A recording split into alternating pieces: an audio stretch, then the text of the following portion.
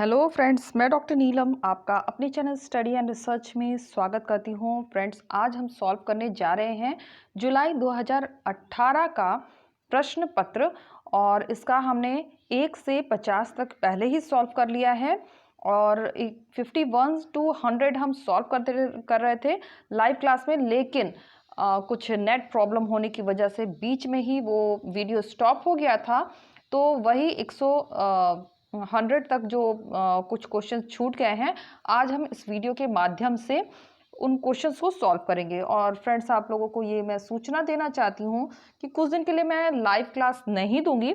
जब live class होगी तो मैं पोस्ट के माध्यम से आपको जानकारी इसकी प्रोवाइड करूंगी। फिलहाल अभी हम ऑफलाइन ही स्टडी करने वाले हैं और नेट का जो एग्ज़ाम है उसके बारे में सूचना इतना ही है कि 24 से जहाँ तक है एग्ज़ाम होंगे, पोस्टपोन हो रहे हैं एग्ज़ाम, अभी कंफर्म डेट नहीं आई है।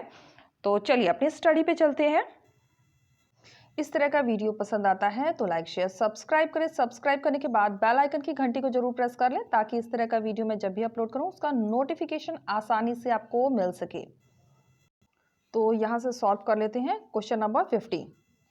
तो फर्स्ट क्वेश्चन कह रहा है, निम्नलिखित में से किसने अपने पुस्तकालय का एक भाग हरम में रखा था जहां हरम की महिलाएं उसके सोने से पहले उसके पुस्तकें पढ़कर सुनाती थी? तो ये था अकबर।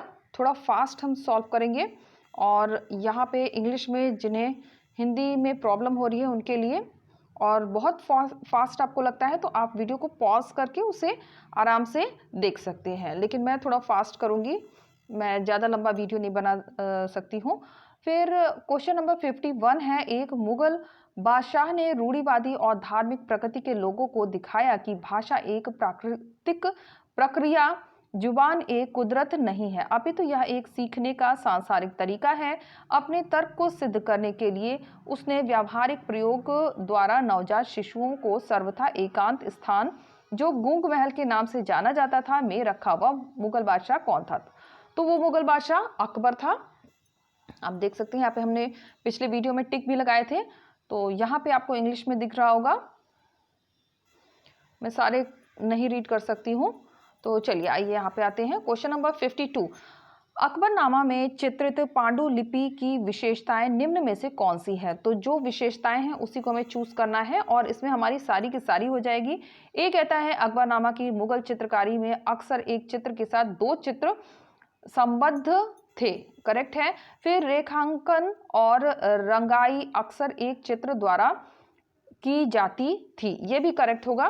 फिर सहयोगी केवल पोर्ट्रेट को पूरा करते थे और ये भी करेक्ट है। फिर लास्ट, कुछ खास चित्रों में रेखांकन रंगाई और पोर्ट्रेट तीनों विभिन्न चित्रकारों द्वारा किया गया। तो ऑप्शन 4 हमारा यहाँ पे करेक्ट होगा।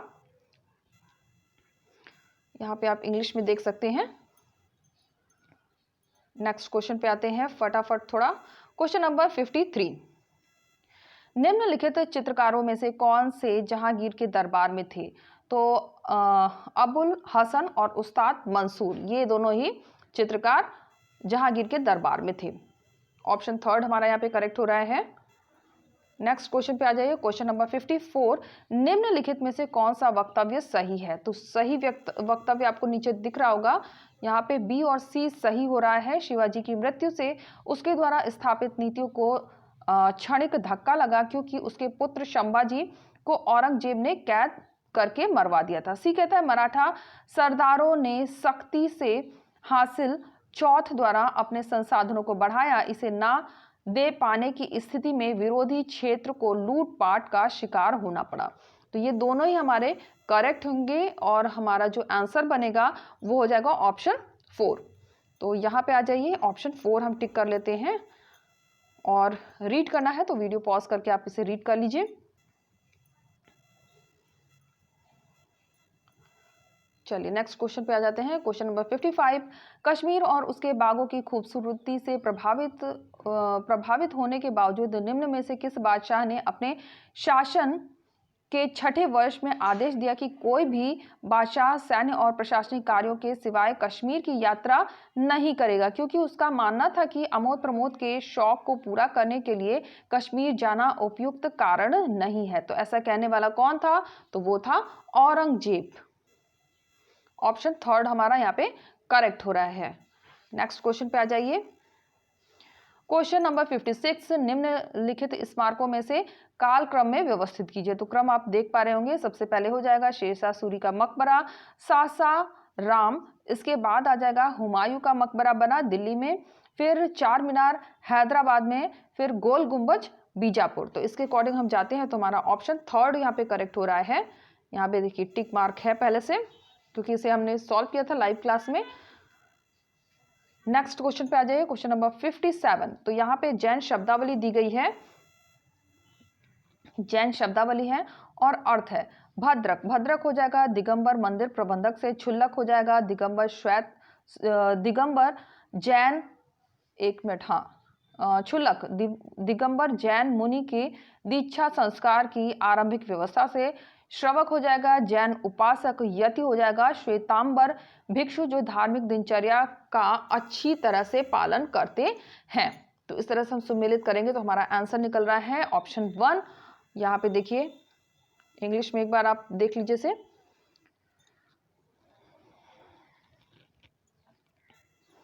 चलिए नेक्स्ट पर आ जाते हैं। क्वेश्चन नंबर 58, यहाँ पे कथन और कारण का क्वेश्चन है। गुरु अमरदास ने अपने उत्तराधिकारियों की नियुक्ति में पुरानी प्रथा को अपनाया, गलत है। और कारण दे रहा है, उन्होंने अपने उत्तराधिकारियों के रूप में गुरु का पद अपने दामाद रामदास और उसके वंशजों को प्रदान करने का निश्चय किया। इस प्रकार गुरु के पद को वंशानुगत बनाया गया। ये बिल्कुल करेक्ट है, तो हमारा आंसर बन रहा है ए गलत है, आर सही है। तो यहाँ पे आप इंग्लिश में देख लेंगे और ए सही है, आर गलत है, सॉरी ए गलत है, मैंने गलत टिक कर दिया है। ये हो जाएगा ए फॉल्स और आर ट्रू। तो ऑप्शन 4 हमारा यहाँ पे करेक्ट हो रहा है। क्वेश्चन नंबर 59, सर हिंद आक्रमण के बाद बंदा बहादुर ने 5 शाह की उपाधि धारण की एक नया कैलेंडर आरंभ किया और किन गुरुओं के नाम वाले सिक्के जारी किए? तो ये थे गुरु नानक और गुरु गोविंद सिंह।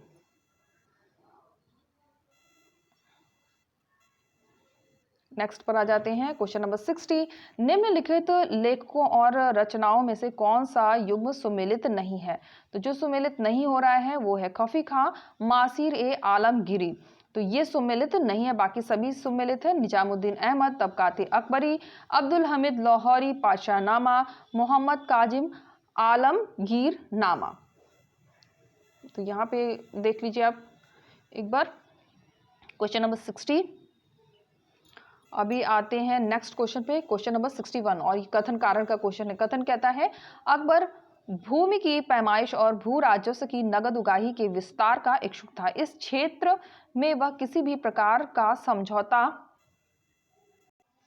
हाँ, तो यहाँ पे दे रहा है अकबर भूमि की पैमाइश और भू राजस्व की नगद उगाही के विस्तार का इच्छुक था। इस क्षेत्र में वह किसी भी प्रकार का समझौता करने के लिए तैयार नहीं था तथा उसने इसका क्रियान्वयन कठोरता से किया। ये गलत हो रहा है। फिर हम देख लेते हैं कारण का सही आंसर क्या कह रहा है। कारण सही हो रहा है। अकबर के इन सुधारों को शाह मंसूर और टोडरमल के नेतृत्व में लागू किया गया, लेकिन बिहार तथा बंगाल में विद्रोह भड़क उठा। तो यहाँ पे ए हमारा गलत है और आर सही है। ऑप्शन 4 हमारा करेक्ट हो रहा है, ये हो जाएगा आंसर। फिर नेक्स्ट क्वेश्चन पे चलते हैं। क्वेश्चन नंबर 62, हुंडी के निमित्त नगद भुगतान का छूट किस दर मध्यकाल में जानी जाती थी? तो आंट के नाम से। ऑप्शन 1 हमारे यहाँ पे करेक्ट होगा। नेक्स्ट क्वेश्चन पे आ जाते हैं, क्वेश्चन नंबर 63। तो यहाँ पे दिया हुआ है कारीगर और आधुनिक अभिधान दिए गए हैं। तो आहक पुजान ये हो जाएगा चूनगर, और खिश्त मालान ये हो जाएगा राजगीर से, जैसा कि सुमेलित किया हुआ है। पच्चीनकार ये हो जाएगा नक्काश से, और सुर्खी कोब हो जाएगा ईंट तोड़ने वाला। तो इसमें हमारा जो आंसर बन रहा है वो होगा ऑप्शन 4। चलिए इंग्लिश वाले में भी टिक कर लेते हैं, ऑप्शन 4 हमारा यहाँ पे करेक्ट होगा। नेक्स्ट पर आ जाइए। नेक्स्ट क्वेश्चन कह रहा है, तैमूर के घराने के समस्त संप्रभु शासकों यहाँ तक कि सिकंदर लोदी के काल से अब तक दिल्ली के समस्त शासकों में से कोई भी निष्ठा, आत्म संयम और न्याय में उसके बराबर नहीं था। तो ये उपयुक्त अवतरण में खफी खान निम्न में से किस मुगल सम्राट की न्यायप्रियता की सराहना कर रहा है? तो औरंगजेब होगा, ऑप्शन 4 हमारा यहाँ पे करेक्ट हो रहा है। नेक्स्ट क्वेश्चन देखते हैं। क्वेश्चन नंबर 65, उन इतिहासकारों का नाम बताइए जिन्हें मध्यकालीन भारतीय राज्य की केंद्रीय प्रवृत्ति पर प्रत्यक्ष प्रश्न चिन्ह लगाया। तो ये थे बर्टनस्टाइन और फ्रैंक पर्लिन। बर्टनस्टाइन और फ्रैंक पर्लिन। तो क्वेश्चन नंबर 66 पर आ जाते हैं। ये बोल रहा है, इसमें लेखक और पुस्तक दिया गया है, Ibn Hasan the central structure of the Mughal empire, P Saran the provincial government of the Mughals और Moreland India at the death of Akbar, और M Athar Ali the Mughal nobility under Aurangzeb. तो यहाँ पे हम सही जो निकल रहा है कूट, ऑप्शन 4। तो यहाँ पे लगा हुआ पहले से टिक मार्क, इंग्लिश में आप एक बार से देख सकते हैं। और चलते हैं नेक्स्ट क्वेश्चन पे। मैं ज़्यादा समय नहीं लूँगी, जल्दी जल्दी से सॉल्व कर लेते हैं।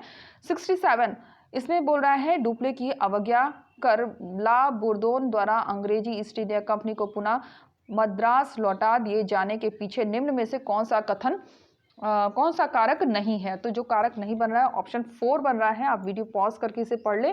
फिर यहाँ पे भी हम टिक कर देते हैं इंग्लिश में।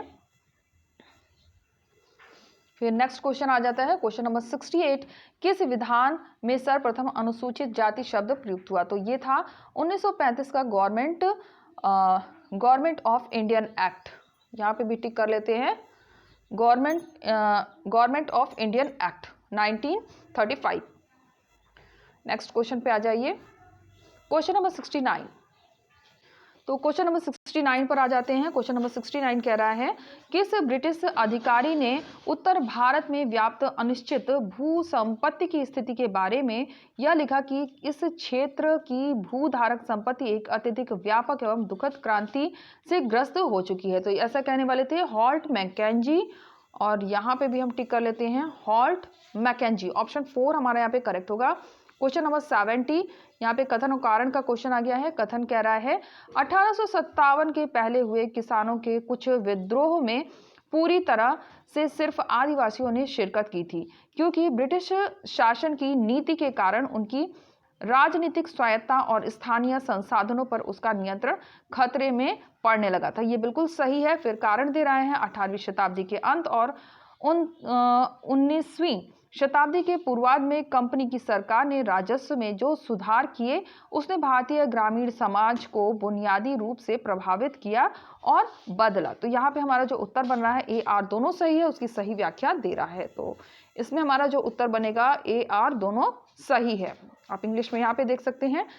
नेक्स्ट क्वेश्चन पे आ जाइए, क्वेश्चन नंबर 71। तो यहाँ पे लेखक को पुस्तक दिए गए हैं और उन्हें आपस में हमें सम्मिलित करना है। तो जॉन विलियम के, ये जॉन विलियम के हो जाएंगे द हिस्ट्री ऑफ द सिपाही वॉर इन इंडिया। फिर जे.बी. मालेसन, ये हो जाएंगे इंडियन म्यूटिनी इन 1857। और एडवर्ड जे थॉम्सन, ये हो जाएंगे the other side of the medal. फिर sir George MacMunn, the Indian mutiny of perspective. तो इस तरह से सम्मिलित करते हैं तो हमारा जो उत्तर बनता है वो हो जाएगा ऑप्शन 1। यहाँ पे देख लेते हैं, यहाँ पे हमारा जो उत्तर बन रहा है वो हो जाएगा ऑप्शन 1। नेक्स्ट क्वेश्चन पे आते हैं,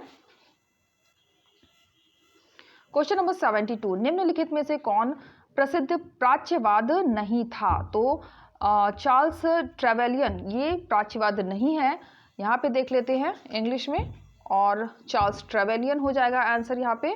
फिर क्वेश्चन नंबर 73, निम्नलिखित में से किस मुसलमान विचारक ने भारत में उलेमाओं को स्वतंत्रता के संघर्ष के लिए भारतीय राष्ट्रीय कांग्रेस के साथ सहयोग के लिए तैयार किया? तो ये थे जमाल अल दीन अफगानी, और यहाँ पे भी टिक कर लेते हैं जमाल अल अफगानी को। फिर next question, question number 74, Jyotiba Phule द्वारा प्रचारित विचारों के संबंध में निम्न में से कौन सा कथन सही नहीं है?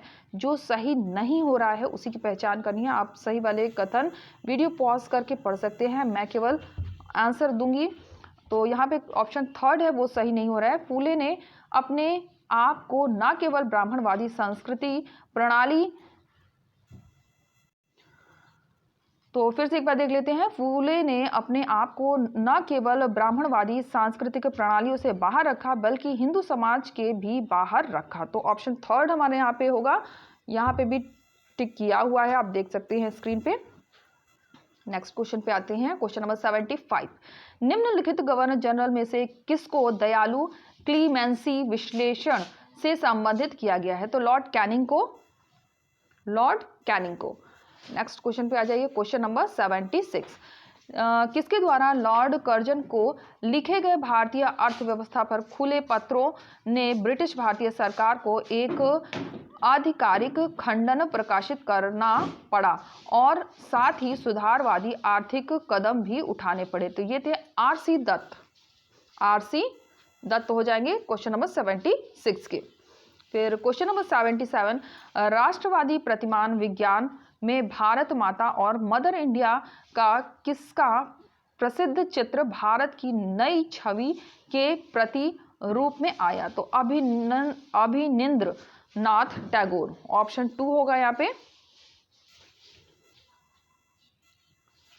नेक्स्ट क्वेश्चन, क्वेश्चन नंबर 78, तो फिर से कथन और कारण का क्वेश्चन आ गया है। कथन कहता है, महात्मा गांधी ने लिखा, स्वदेशी भी अन्य किसी अच्छी बात की तरह मृत्यु का आलिंगन बन सकती है यदि इसे अंधभक्ति की तरह अपनाया जाए।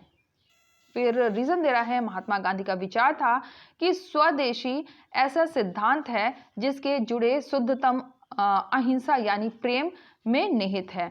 तो इसमें हमारा ए आर दोनों सही हो रहा है लेकिन व्याख्या नहीं दे रहा है, तो ऑप्शन सेकंड हमारा यहाँ पे करेक्ट होगा। क्वेश्चन नंबर 79, यहाँ पे सुमिलित करने का प्रश्न आ गया है। महिला राष्ट्रवादी और उसे कार्यकलाप दिए गए हैं। सरोजिनी नायडू हो जाएंगी। धरसना में नमक सत्याग्रह का नेतृत्व किया। उषा मेहता भारत छोड़ो आंदोलन के दौरान गुप्त रेडियो संचालित किया। और अरुणा आसफ अली भूमिगत आंदोलन का एक नेता। और डॉक्टर लक्ष्मी स्वामीनाथन ये हो जाएंगे आज़ाद हिंद फौज में शामिल। तो इसके अकॉर्डिंग अगर हम जाते हैं तो हमारा ऑप्शन 4 यहाँ पे करेक्ट हो रहा है।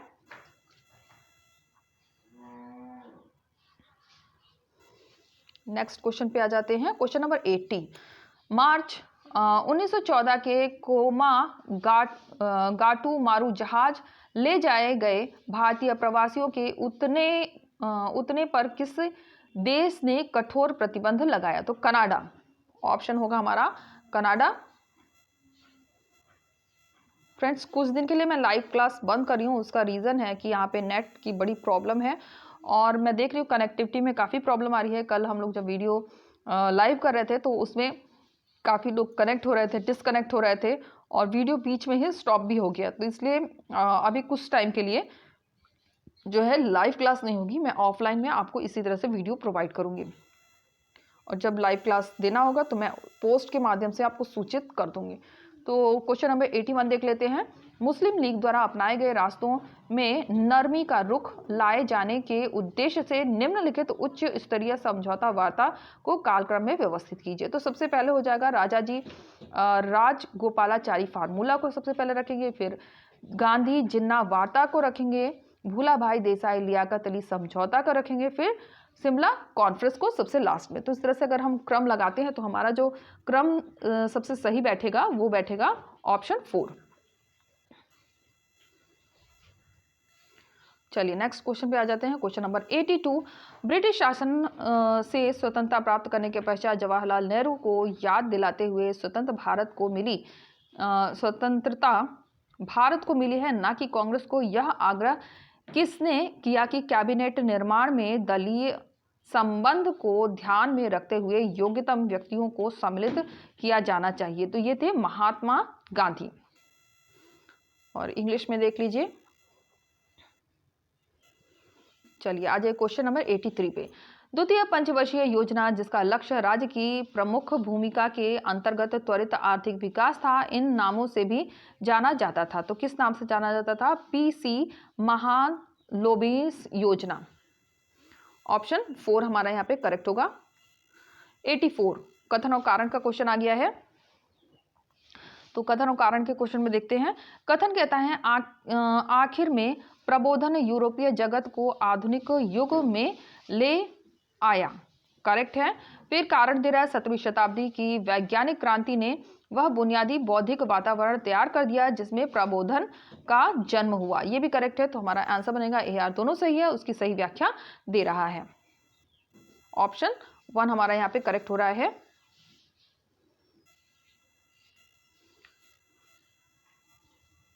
तो यहाँ पे आ जाते हैं क्वेश्चन नंबर 85 पे। तो यहाँ पे सुमिलित करने का प्रश्न आ गया है। लेखक है के आर कानूनगो, ये हो जाएंगे हिस्ट्री ऑफ द जाट्स। और रघुवीर सिंह हो जाएंगे मालवा इन ट्रांजिशन। फिर J D Cunningham history of the Sikh. James Grant Duff history of the Marathas. तो इसमें हमारा जो आंसर बनेगा वो हो जाएगा ऑप्शन 4। यहाँ देखिए, यहाँ पे इंग्लिश में दिया हुआ है और इसमें भी हमारा जो ऑप्शन बनेगा वो हो जाएगा ऑप्शन 4। Next question number 86। निम्नलिखित वक्तव्यों में से कौन सा सही नहीं है? तो जो सही नहीं है वो है प्रबोधनकालीन लेखकों का उद्देश्य पुराने ढांचे की बुनियाद पर नए मानव समाज संस्थाओं और ज्ञान का निर्माण करना। ये सही नहीं है। बाकी सही वाले आप खुद ही वीडियो पॉज करके पढ़ सकते हैं। फिर यहाँ आ जाते हैं क्वेश्चन नंबर 87 पे। भारतीय राष्ट्रीय कांग्रेस के किस अधिवेशन में कांग्रेस अध्यक्ष मोतीलाल नेहरू एवं मुस्लिम लीग अध्यक्ष हकीम अजमल खान ने संयुक्त रूप से जुलूस का नेतृत्व किया? तो अमृतसर अधिवेशन 1919 में। ऑप्शन 2 हमारा यहाँ पे सही हो रहा है। फिर आ जाते हैं क्वेश्चन नंबर 88। अपने विचारों को संचारित करने के लिए महात्मा गांधी निम्न में से किस समाचार पत्र से संबद्ध नहीं थे? तो द लीडर से संबंधित नहीं थे, हरिजन, यंग इंडिया और इंडियन ओपिनियन, ये सभी समाचार पत्र गांधी जी से संबंधित थे। क्वेश्चन नंबर 89 और यहाँ पे कथन और कारण का क्वेश्चन है। अपने नाम के बावजूद हिंदू कोड बिल हिंदू जातीय और मतों के साथ साथ सिखों, बौद्धों और जैनों पर भी लागू किया जाना था। ये करेक्ट है। और कारण दे रहा है स्वतंत्रता के पश्चात समान नागरिक संहिता का समर्थन करने वालों में प्रधानमंत्री जवाहरलाल नेहरू और कानून मंत्री डॉक्टर बी.आर. अम्बेडकर थे। ये दोनों के दोनों सही हैं। तो हमारा आंसर बन रहा है यार दोनों सही है, उसकी व्याख्या लेकिन नहीं दे रहा है। Next question number 90। तो यहाँ पे 90 में बोल रहा है समाज सुधारक दिए गए हैं। 1 मिनट। तो 90 को सॉल्व कर लेते हैं। यहाँ पे दिया है पंडिता रमाबाई को हम कर देंगे सेकंड से, शारदा सदन से। फिर इसके बाद महर्षि डी के कर्वे, ये हो जाएंगे नंबर 4 से। अनाथ बालिका आश्रम से जी के देवधर और श्रीमती रमाबाई रनाडे, ये हम कर देंगे नंबर 1 से सेवा सदन से। और वीरेश लिंगम पतलू, ये कर देंगे यहाँ पे नंबर 3 से राज महेंद्री सोशल रिफॉर्मेशन एसोसिएशन। तो इस तरह से सुमेलित करते हैं तो हमारा ऑप्शन 4 बिल्कुल सही होता है। यहाँ पे आ जाते हैं ऑप्शन 4 यहाँ पे हमारा करेक्ट होगा। इंग्लिश में आप इसे एक बार रीड कर सकते हैं। चलिए नेक्स्ट क्वेश्चन पे आ जाते हैं फटाफट। तो यहाँ पे कथन और कारण का क्वेश्चन आ गया है। तो कथन कहता है पुनर्जागरण काल में मानववादियों का मानना था कि क्लासिकी पूरा सामग्री में साहित्य बौद्धिक, कलात्मक और नैतिक श्रेष्ठता का भंडार है। बिल्कुल सही है। और पुनर्जागरण के समय धर्म ग्रंथों के देशी भाषाओं में अनुवाद से समाज में धर्मनिरपेक्षीकरण की प्रक्रिया में तेजी है। ये भी करेक्ट है, लेकिन ये व्याख्या नहीं दे रहा है, इसलिए हमारा उत्तर हो जाएगा यार दोनों सही है, उसकी व्याख्या नहीं दे रहा है। Question number 92। राष्ट्रवादी गायक पंडित विष्णु दिगंबर पुलित्सर ने 1991 में अपना पहला गंधर्व महाविद्यालय कहाँ स्थापित किया था? तो ये स्थापित हुआ था लाहौर में। तो यहाँ पे आप एक बार इंग्लिश में भी देखते चले। बीच में मैं इंग्लिश में नहीं दिखा पा रही हूँ, लेकिन अभी आपको दिखा देती हूँ, आप रीड कर सकते हैं। अगर बहुत फास्ट लगता है वीडियो पॉज कर ले आप। चलिए नेक्स्ट क्वेश्चन पे आ जाते हैं, क्वेश्चन नंबर 93। तो यहाँ पे 93 में उत्तर आधुनिकतावाद के बारे में निम्न में से कौन सा कथन सही नहीं है। तो जो सही नहीं हो रहा है वो है, एक मिनट, जो सही नहीं हो रहा है वो है ऑप्शन 2। उत्तर आधुनिकतावाद में विज्ञान को साहित्य का पर्याय मानने और पश्चिम को श्रेष्ठ मानने वाली अवधारणाओं को अंतिम और निरपेक्ष तथ्य समझा जाने लगा। ये सही नहीं है। यहाँ पे देखते हैं, ऑप्शन 2 हमारा यहाँ पे करेक्ट हो रहा है। और क्वेश्चन नंबर 94 पे आ जाते हैं। 19वीं शताब्दी के 60 के दशक के प्रारंभिक वर्षों में किन प्रांतों ने निजी कंपनियों को निवेश पर निश्चित लाभ उपलब्ध कराए जाने के आधार पर सिंचाई नहरों को बनाए जाने का कदम उठाया। तो ऑप्शन 1 हमारा करेक्ट होगा, मद्रास। क्वेश्चन नंबर 95 पे आ जाते हैं। तो यहाँ पे दे रहा है, भारत में उपाश्रयी अध्ययन परियोजना का सदस्य निम्न में से कौन नहीं है। तो ये थे रामचंद्र गुहा,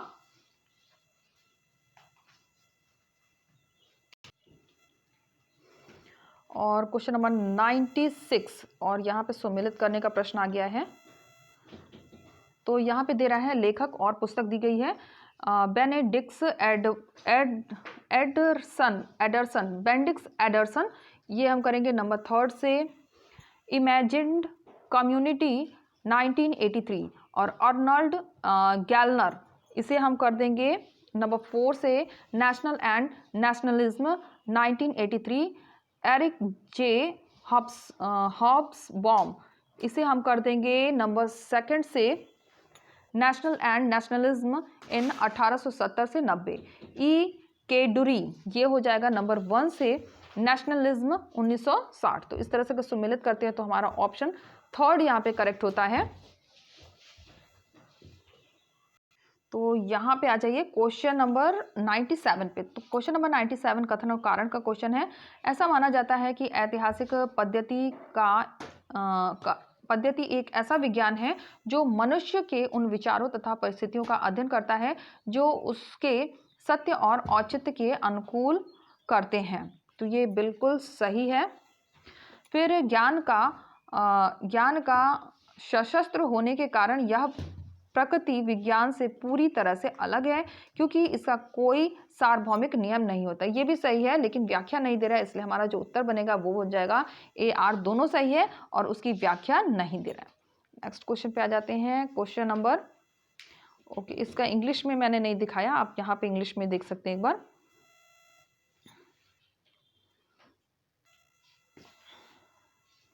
इसमें ऑप्शन हमारा 2 करेक्ट हो रहा है। चलिए आगे चलते हैं, यहाँ पे 2 ही क्वेश्चन रह गए हैं।